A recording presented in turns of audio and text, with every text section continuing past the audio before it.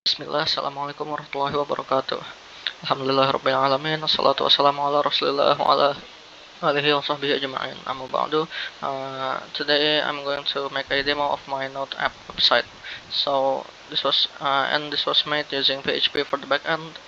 Okay, so first there's the title at the top and two fields to fill in for title and note to create a new note, and the existing notes at the bottom.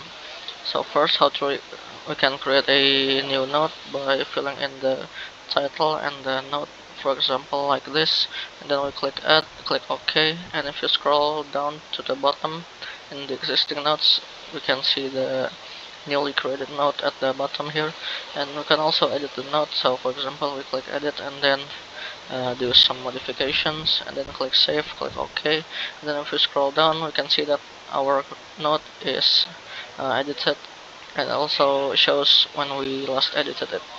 And last, we can also delete our note by clicking delete and then clicking OK, and then our note is no longer existing anymore. So maybe that's all from me. Thank you very much. Wassalamualaikum warahmatullahi wabarakatuh.